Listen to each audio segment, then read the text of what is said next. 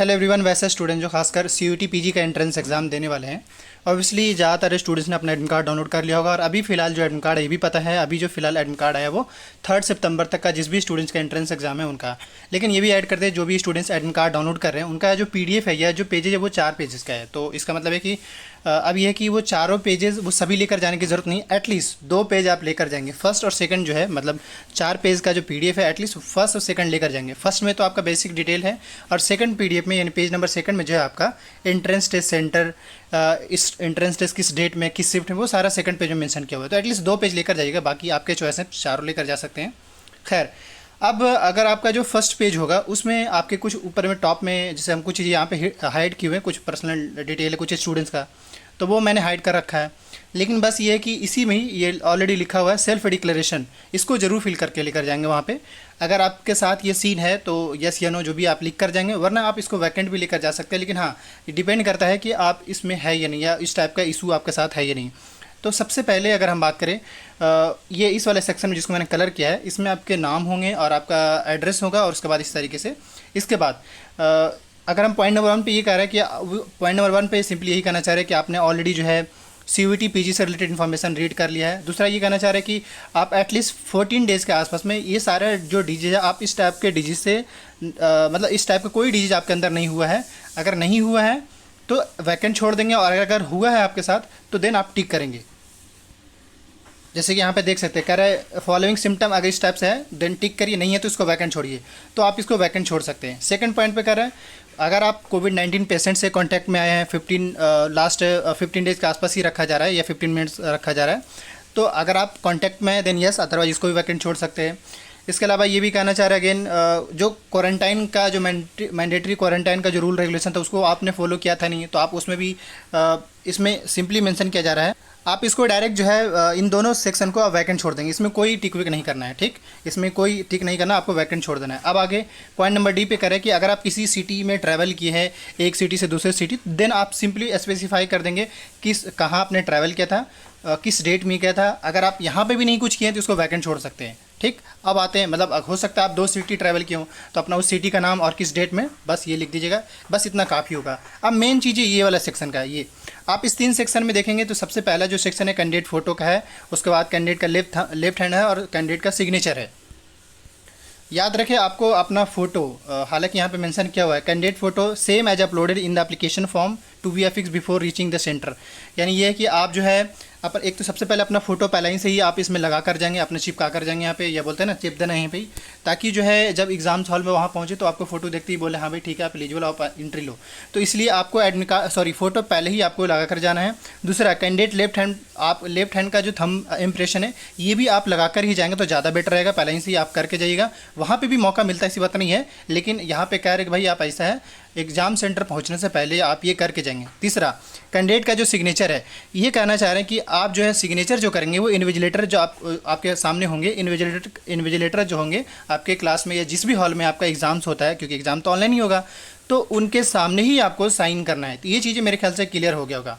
अब इसके बाद इसके सेकंड पेज वही आपका वो डिटेल मेंशन है। अब आते हैं जो इंपॉर्टेंट गाइडलाइन है, मतलब आपका एक कॉमन से क्वेरी होगा कि चलिए भाई एडमिट कार्ड तो हमारा रेडी है, एडमिट कार्ड में क्या करना था, अपना एक फ़ोटो लगा कर ले जाना था और साइन करना था, और साइन तो एग्जामिनेशन हॉल में करेंगे, बल्कि आपको लेफ्ट हैंड थंब इम्प्रेशन करना था।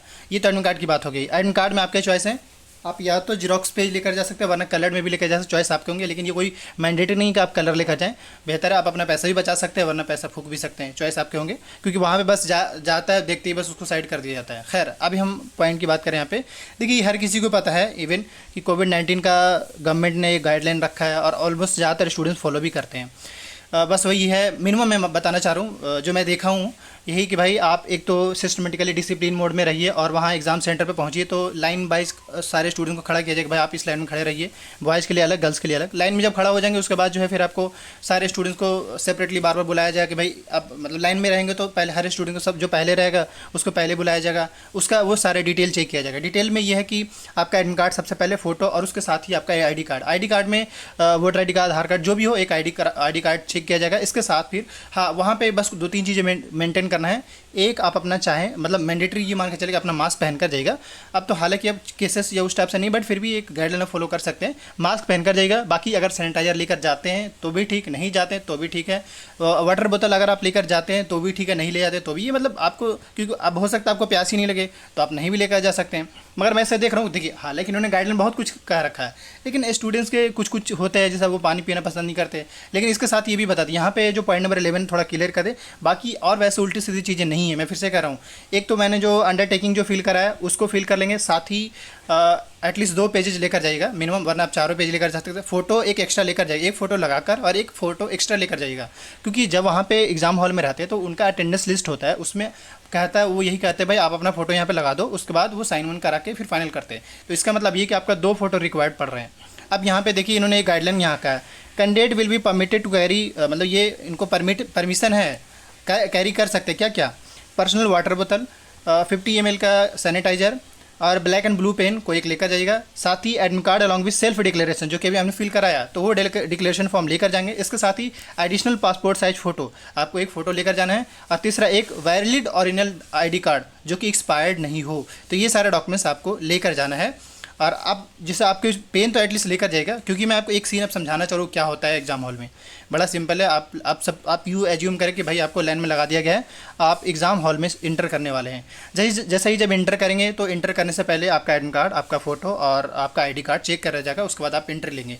जैसे जब इंटर लेंगे तो एक क्यूआर कोड या एक क्यूआर कोड स्कैन करने वाला एक बंदा बैठा रहेगा, वो आपको वहाँ पे ले जाकर वो आपका एडमिट कार्ड देखेगा। उसके बाद एडमिट कार्ड देखते ही आपका जो आई है, आई के थ्रू वह स्कैन करेगा। स्कैन करते ही वो आपको बता देंगे कि हाँ भाई आपका इस हॉल में है या यहाँ पे आपका एग्ज़ाम है, उसी बिल्डिंग में इस हॉल में या इस जगह पे एग्ज़ाम्स है।